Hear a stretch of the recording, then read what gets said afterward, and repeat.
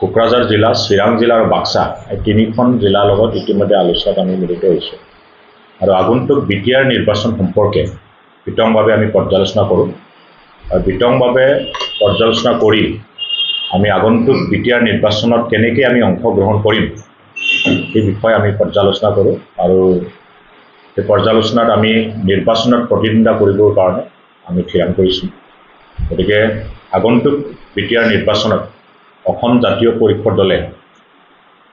40টা সমষ্টি যিটো আছে সেই 40টা সমষ্টিত যিখিনি আমি পাৰোঁ সেই সমষ্টিত আমি শক্তিশালীভাৱে পৰীক্ষা কৰিবৰ কাৰণে সিদ্ধান্ত লৈছোঁ আৰু তাৰে ভিতৰত বিশেষকৈ আমি বিজেপি দলক প্ৰতিহত কৰিবৰ কাৰণে আমি মূল লক্ষ্য হিচাপে ৰাখিছোঁ। যিহেতু বিজেপিয়ে বিটিআৰক এটা ক্ষীৰতী গায়ৰ নিচিনা ব্যৱহাৰ কৰি আহিছে আৰু বিটিআৰ অঞ্চলত থকা আঞ্চলিক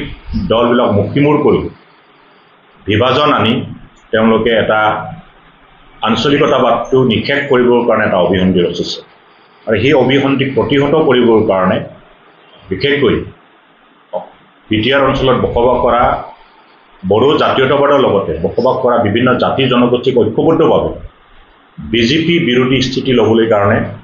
আমি অসম জাতীয় পৰিষদ দলে আমি আহ্বান জনাব বিচাৰিছোঁ। তাৰ লগে লগে বিটিআৰত আমি বিচাৰোঁ যে বড়ো জাতীয়তাবাদৰ লগতে আঞ্চলিক শক্তিটো যাতে অক্ষুণ্ণ থাকে, কিন্তু বিজেপিয়ে বড়ো জাতীয়তাবাদৰ মাজত তেওঁলোকে বিভাজন আনি যি তেওঁলোকে দমনমূলক বা তেওঁলোকে ব্লেকমেইলিঙৰ যিটো ৰাজনীতি কৰিছে সেই ৰাজনীতিটো আমি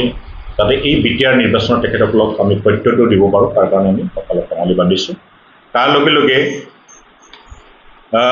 অসম জাতীয় পৰিষদ দলে বিশেষকৈ বিটিআৰৰ জনসাধাৰণৰ যিটো আশা আকাংক্ষা যিটো পূৰণ হ'ব লাগে, যেনেকৈ উপেন্দ্ৰনাথ ব্ৰহ্মই যি বড়োসকলৰ সমস্যাৰ লগতে আন আন জনগোষ্ঠীসকলকো লৈ পেলাই লিভ এণ্ড লেট লিভ এটা শ্লোগানেৰে সকলোকে ঐক্যবদ্ধভাৱে এটা সুন্দৰ এটা শক্তিশালী জাতীয়তাবাদ গঠন কৰিবলৈ বিচাৰিছিল। সেই সপোনটো এতিয়া হেঙাৰ হৈ পৰিছে। আজি ইয়াত বড়ো জাতীয়তাবাদটো দিনে নিশাই দুৰ্বল কৰিবৰ কাৰণে বিজেপি দলে অহৰহ চেষ্টা কৰিছে আৰু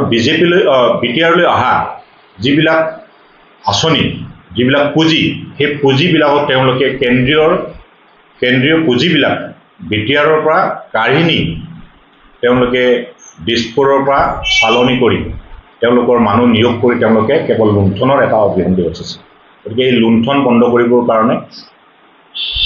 এই নিৰ্বাচনত ৰাইজে বিজেপি বিৰোধী স্থিতি হ'বলৈ কাৰণে যাতে লয় তাৰ কাৰণে আমি আহ্বান জনাইছোঁ। য'ত য'ত বিজেপিয়ে খেলিব বিশেষকৈ সেই সমষ্টিবিলাক আমি লক্ষ্য কৰি আমি তাত প্ৰতিদ্বন্দ্বিতা কৰিবৰ কাৰণে আৰু বিজেপিক উৎখাত কৰিবৰ কাৰণে আৰু বিজেপিক প্ৰতিহতি কৰিবৰ কাৰণে আমিও নিৰ্বাচনত অংশগ্ৰহণ কৰিব বিচাৰিছোঁ।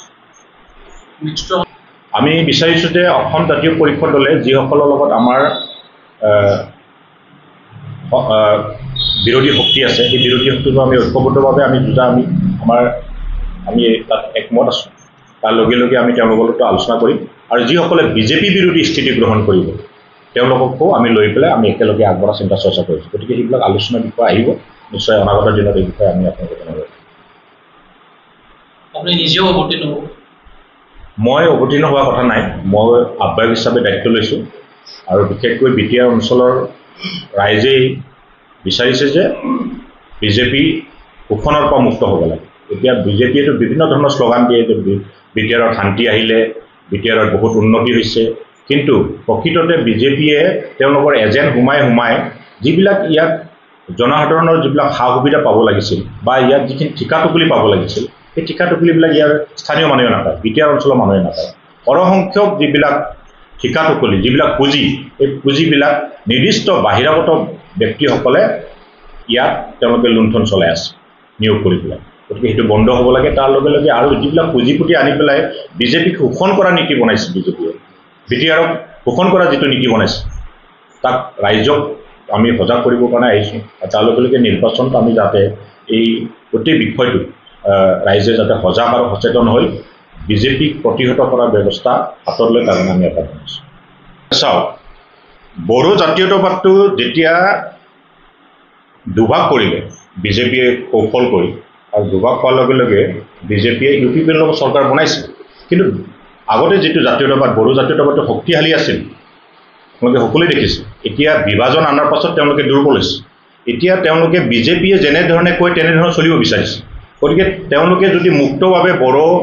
জাতীয়তাবাদী শক্তিশালী কৰিবৰ কাৰণে বা বিটিআৰৰ উন্নতি যদি বিচাৰে তেতিয়াহ'লে বিজেপিক প্ৰতিহত কৰিব লাগিব মূল কথাটো এইটো কিন্তু এতিয়া যেহেতু চৰকাৰ দিছপুৰত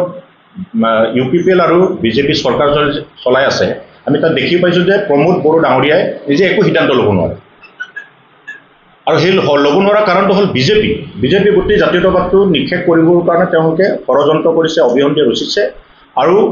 যিখিনি তেওঁলোকে UPPLৰ পৰা যিখিনি প্ৰতিনিধিত্ব কৰি পেলাই তেওঁলোকে দিছপুৰত ৰাখিছে তেওঁলোকে আপোনালোকে চাব তেওঁলোকে কোনো ধৰণৰ সিদ্ধান্ত ল'ব নোৱাৰে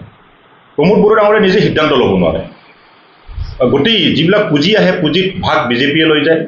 দিছপুৰত থাকি আহে আৰু যিবিলাক পুঁজি ইয়াত আবণ্টন হয় পুঁজিবিলাক যেতিয়া ঠিকা টুকুলি হয় এই ঠিকা টুকুলিবিলাক ইয়াৰ স্থানীয় মানুহে নিদিয়ে যিমান ডাঙৰ ডাঙৰ পুঁজি ইয়াত আবণ্টন হয় যিমান ডাঙৰ ডাঙৰ ঠিকা ওলায় চব দিছপুৰৰ পৰা শোষণ কৰাৰ ব্যৱস্থা কৰিছে গতিকে মই ভাবোঁ যে এটা গোটেই বড়ো জাতীয়তাবাদটো শক্তিশালী কৰিবলৈ হ'লে প্ৰমোদ বড়ো ডাঙৰীয়াও বা UPPLও বা BPFও তেওঁলোকে এটা চেষ্টা ৰাখিছে যদিও আজি বিজেপিৰ আগ্ৰাসন তেওঁলোকে দুৰ্বল হৈছে গতিকে তাৰ পৰা মুক্ত হ'বলৈ হ'লে ইয়াত আঞ্চলিকতা প্ৰতিষ্ঠা হ'ব লাগিব শক্তিশালীভাৱে সকলো জাতি জনগোষ্ঠী যাতে ঐক্যবদ্ধভাৱে সকলোৱে সুৰক্ষিতভাৱে সকলোৱে যাতে অধিকাৰৰ পৰা বঞ্চিত নোহোৱাকৈ অধিকাৰ পাবলৈ কাৰণে সক্ষম তাৰ কাৰণে ব্যৱস্থা ল'ব লাগিব মই ভাবোঁ যে বিটিআৰ অঞ্চলৰ নিৰ্বাচনটো সুকীয়া এছেম্বলি নিৰ্বাচনটো সুকীয়া থাকিব পাৰে কিন্তু আমি বিচাৰোঁ যে বিজেপিক প্ৰতিহত কৰাটো মূল লক্ষ্য আমি UPPLকো আমি আহ্বান জনাম তেওঁলোকে যদি বড়ো জাতীয়তাবাদটো শক্তিশালী কৰিব বিচাৰে বা বিটিআৰৰ যদি প্ৰকৃত উন্নতি বিচাৰে তেতিয়াহ'লে বিজেপিৰ পৰা মুক্ত হ'ব লাগিব আমি আহ্বান জনাইছোঁ যে UPPL যাতে বিজেপিৰ পৰা মুক্ত বা হয় বা নহয় সেইটো কথাটো সুকীয়া কথা কাৰণ দুইটা এটা আঞ্চলিক দল দুইটাই বড়ো জাতীয়তাবাদৰ বিশ্বাসী দুইটাই এটা আঞ্চলিক দল আৰু আঞ্চলিক দল হিচাপে আমাৰ কথাটো হ'ল দুইটা মিলি একত্ৰিত হৈ বিজেপিক প্ৰতিহত কৰাটো পাৰিবনে নাই একত্ৰিত হৈ বিজেপিক প্ৰতিহত কৰিব পাৰেনে সুকীয়া থাকিয়ে বিজেপিক প্ৰতিহত কৰিব পাৰে যাতে ইয়াত আঞ্চলিকতাবাদটো অক্ষুণ্ণ ৰখাৰ ক্ষেত্ৰত যি হয়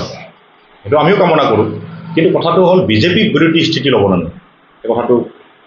মূল কথা গতিকে ৰাইজে বিচাৰিছে যে বিজেপিৰ পৰা শোষণটো মুক্ত হ'ব লাগে তেওঁলোকে এনে দেখাওঁতে বহুত ধৰণৰ তেওঁলোকে বিটিআৰত শান্তি হৈছে অসমত শান্তি হৈছে কৈছে শান্তিৰ নামত যদি লুণ্ঠন হৈ থাকে সেইটোতো কোনো গ্ৰহণ নকৰে শান্তিৰ নামত শান্তি আনিছে বুলি তেওঁলোকে যদি শোষণ কৰি থাকে সেইটো ৰাইজে এইটো গ্ৰহণ নকৰে গতিকে এই শোষণ আৰু লুণ্ঠনৰ পৰা মুক্ত হ'বলৈ হ'লে বিজেপিক প্ৰতিহত কৰিব লাগিব আৰু তেওঁলোকে শান্তি আনাৰ নামত যদি শোষণ আৰু লুণ্ঠন কৰি থাকে এটা দিনত আকৌ বিস্ফোৰণ হ'ব আকৌ মানে ইয়াত হিংসাত্মক